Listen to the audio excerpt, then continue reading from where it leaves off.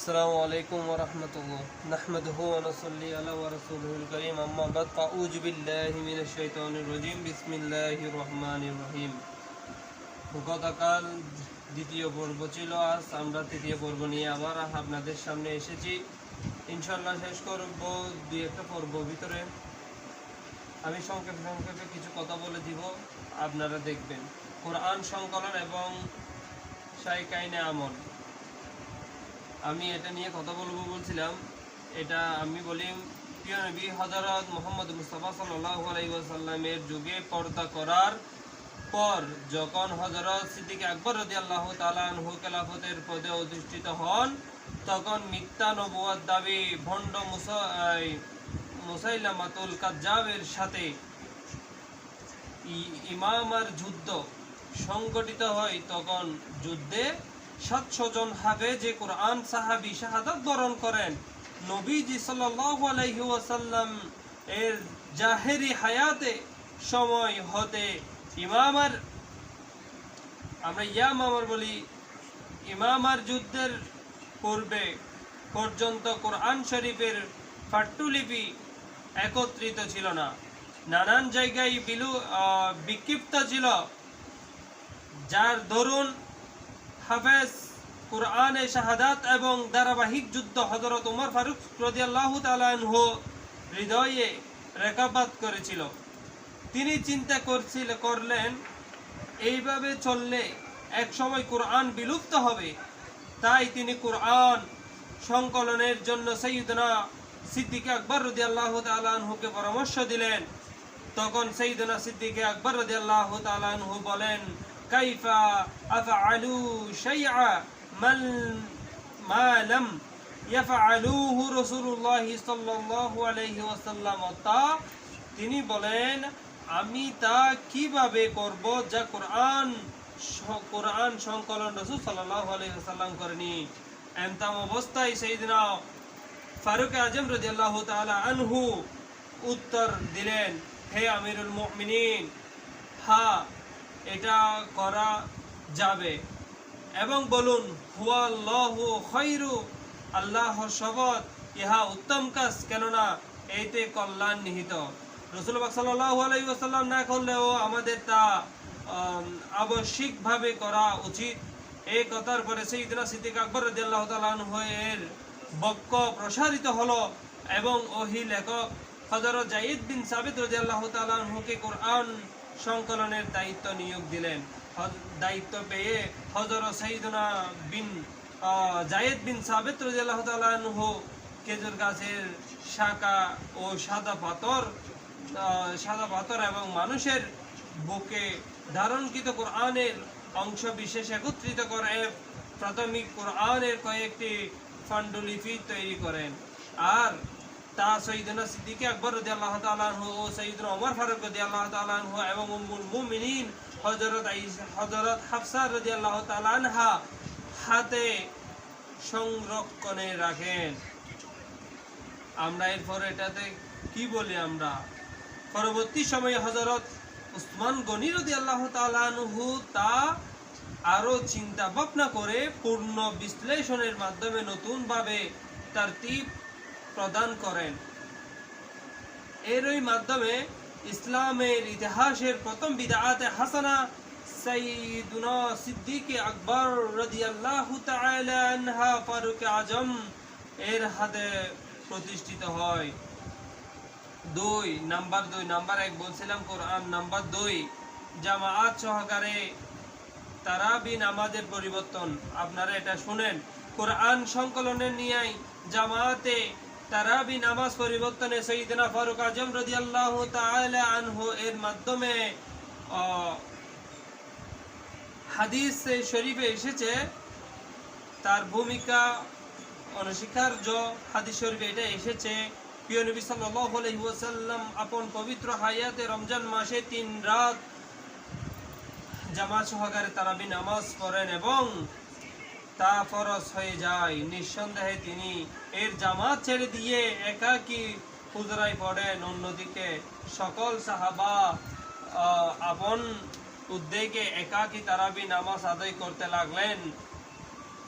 অনুরূপভাবে সাইয়েদুনা সিদ্দিক আকবর রাদিয়াল্লাহু তাআলা আনহু খেলাফতে তা বিদ্যমান ছিল, কিন্তু সাইয়েদুনা ফারুক আজম রাদিয়াল্লাহু তাআলা আনহু এর খেলাফতের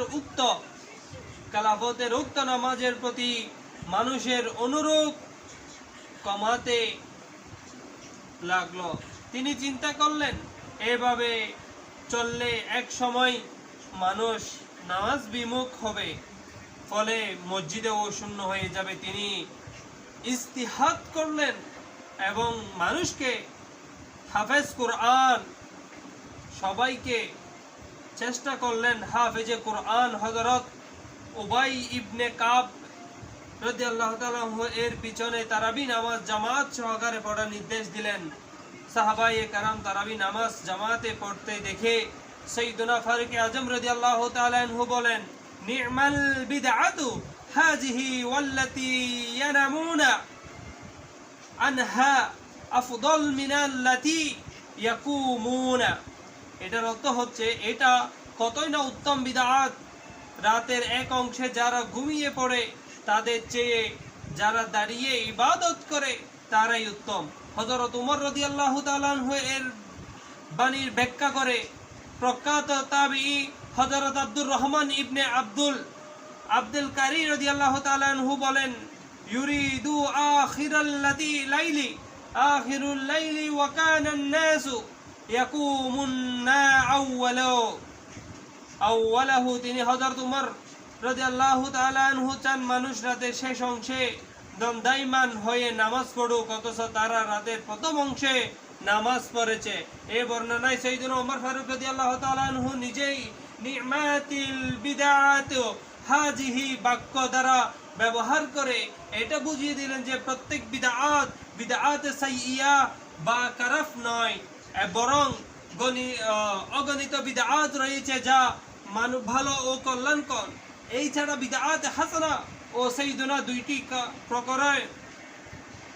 প্রকরণই ছিল হাদিসের অধিষ্ঠিত। এখানে কথা বুঝতে হবে, অধিষ্ঠিত বিশেষিত সাইয়েদুনা ওমর ফারুক রাদিয়াল্লাহু তাআলা আনহু এর মুখ নিশ্চিত বাণী থেকেও আর তার প্রমাণ মিলে। 3 নম্বর হচ্ছে জুমার নামাজের পূর্বে আজান পরিবর্তন। আমি এটা আপনাদেরকে বলছিলাম, মসজিদ সমূহে জুমার নামাজের পূর্বে প্রচলিত যে আজান রয়েছে তা হযরত উসমান রাদিয়াল্লাহু তাআলা আনহু এর যুগে প্রবর্তিত হয়েছিল।